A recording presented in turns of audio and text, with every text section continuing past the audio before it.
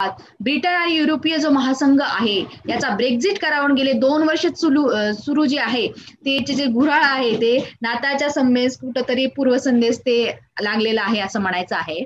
आता हे जे आहे की ब्रेक्झिट झालं म्हणजे काय झालं की त्यांना आता जो व्यवहार होता त्यांचा अगोदर कसं की ईयू हे एक व्यापाराचं युनिट समजलं जात होतं.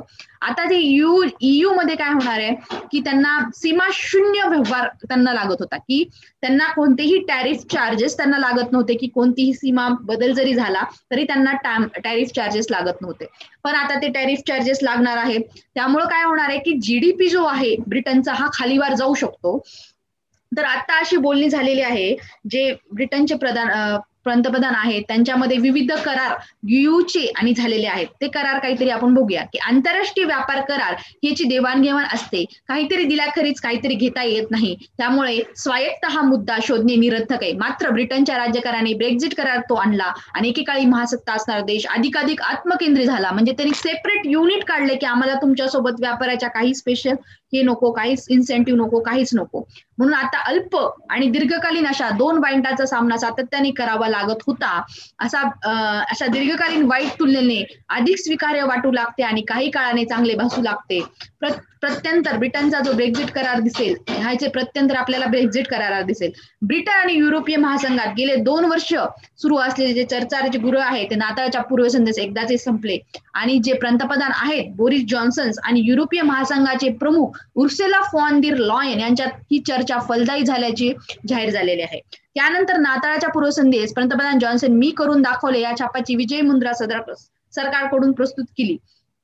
हा प्रश्न पडतो ब्रेक्झिट हा एक घटस्फोट आहे. 4 दशकाच्या सहजीवानंतर देखील काडीमोड हा कितीही यशस्वी वाटला तरी अंदाज चुकल्याची जाणीव दिसून येते. त्यातून स्वतःची चूकच अधोरेखित होत आहे. म्हणजे चुकीचे प्रदर्शन साजरे करणे हे हास्यास्पद आणि केविलवाणा असा म्हणू शकतो. आता ह्यांनी काय अशी जी जाहीर केलेली जी घोषणा आहे की मी करून दाखवले ही काय करून दाखवले ते जे मासेमारीसाठी जो विजा वगैरे लागत होता तर तो आता हळूहळू 20% कमी करण्याचा निर्णय घेतलेला आहे. हा करार म्हणजे आपला विजयच असून असं जॉन्सनने दाखवून दिलेली आहे. ही विजयमित्रा मिरवण्यासाठी त्यांनी आणखी एक युक्तिवाद केला आहे की या घटस्फोटामुळे ब्रिटनचे सकल राष्ट्रीय उत्पन्नाचे 4% इतकाच वाटा छाटला जाईल. तर नो डील ब्रेक्झिट या प्रत्यक्षात सहन करले जाईल. म्हणजे एकूण जो जीएनपीचा वाटा होता तो 6% कमी होणार होता ब्रेक्झिटच्या काळामध्ये. पण आता तो फक्त 4%च कमी होईल असं जो त्यांनी जाहीर केलेला आहे की 2%चा मी ब्रिटनला फायदा मिळवून दिला आहे हे त्यांना दाखवायचं आहे.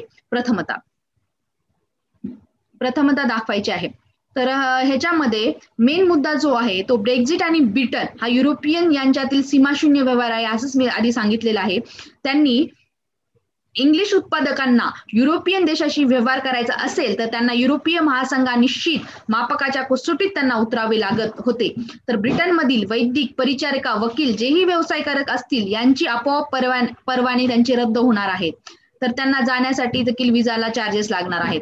तर मासेमारी संबंधचा मुद्दा देखील महत्वाचा आहे की ब्रिटनच्या समुद्र हद्दीतून पुढील 5 वर्षात युरोपीय देशांना वाटा टप्प्याटप्प्याने कमी केला जाणार आहे. आणि ब्रिटनच्या जीएनपी मधून जो 4% वाटा घटला जाईल तो नो ब्रेक्झिट डीलचा प्रत्यक्षात 6% घटला जाणार होता.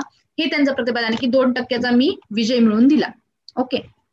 आता हे एकदम छोटं आर्टिकल आलेलं होतं की ह्याच्यामध्ये नागपूर सेशन जे आहे इथं महत्वाचा मुद्दा जो आहे की नागपूर सेशनचं काँग्रेस अधिवेशन आहे ह्याला 100 वर्ष पूर्ण झालेली आहेत. हे नागपूर अधिवेशन कशाच्या संबंधित होतं तर हे जे संबंधित होतं हे नॉन कोऑपरेशन मुवमेंट 1920 आणि आज 2020 आहे. तर ह्याच्यामध्ये